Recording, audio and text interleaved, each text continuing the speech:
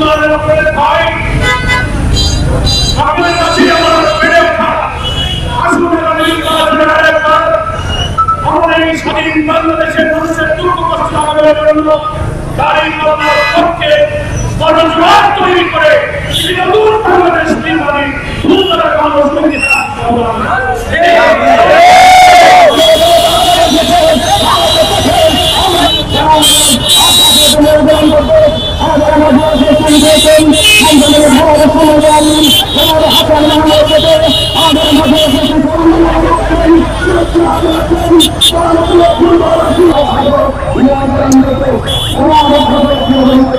জানাই আপনাদের সকলের জন্য আমি দোয়া করেছি আল্লাহ তাআলা আমাদেরকে ঈমান দ্বীন আমাদের নিরাপদ এবং সুখ সমৃদ্ধির মধ্য দিয়ে যতদিন আল্লাহ আমাদেরকে হায়াত রাখেন আমরা যেন মানুষের কল্যাণে খেদমত করতে পারি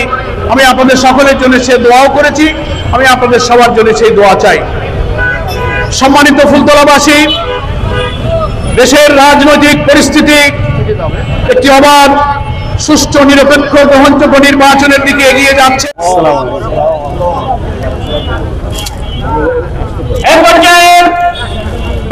আমি এখানকারই মানুষ এখানেই আমি জন্মেছি এখানেই বড় হয়েছি ফলে এখানে আমার ফুল দিয়ে সম্বর্ধনার কোনো প্রয়োজন নেই অসমাপ্ত কাজ আমরা ইনশাআল্লাহ সামনে করতে চাই স্বাধীনতার পরে রাস্তাঘাট অবকাঠামো শিক্ষা প্রতিষ্ঠানের উন্নয়নে যে সব কাজগুলো এখনো হয়নি আল্লাহ তাআলা তৌফিক দিলে সততার সাথে নৈতিকতার উপরে মজবুত থেকে সেই অসমাপ্ত কাজ আমরা সম্পন্ন করতে চাই বড় কথা এই বাংলাদেশ আমাদের প্রিয় জন্মভূমি বারবার যারা ক্ষমতায় এসেছেন রাষ্ট্র শাসন করেছেন নিজেদের ভাগ্য বদল করেছেন জনগণের কোনো ভাগ্য বদল হয়নি ফলে আমরা চাই সব চরিত্রবান আল্লাহ ভীরু মানুষ যদি পার্লামেন্টে 300 আসনের অধিকাংশ আসনে যেতে পারে ন্যায়ভিত্তিক একটি রাষ্ট্র তখন ইনশাআল্লাহ প্রতিষ্ঠিত হবে বাংলাদেশের সব দলের শাসন আপনারা দেখেছেন শুধু জামাত ইসলামী যে কল্যাণ রাষ্ট্রের কথা বলে সৎ লোকের কথা বলে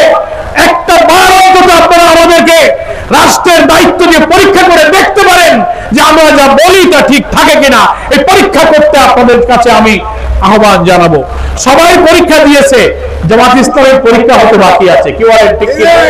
জামাত ইসলামের বিরুদ্ধে চতুর্মুখী ষড়যন্ত্র চক্রান্ত জেল জুলুম হত্যা সন্ত্রাস খুন ফাঁসি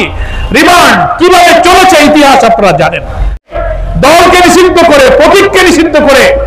ইসলাম বিরোধী একটি শক্তি এদেশের ইসলামী আন্দোলনকে নিশ্চিহ্ন করতে চেয়েছিল কিন্তু মহান আল্লাহর ইচ্ছা তারা তা পারেনি বাংলাদেশের উচ্চ আদালত থেকে আমরা নিবন্ধন পেয়েছি আমাদের দাঁড়িপাল্লা প্রতীক পেয়েছি ইনশাআল্লাহ আগামী নির্বাচনে অতীতের মতো এই অঞ্চলের মানুষ দাঁড়িপাল্লার পক্ষে জোয়ার সৃষ্টি করে সৎ নেতৃত্বের পক্ষে আপনাদের সমর্থন আপনারা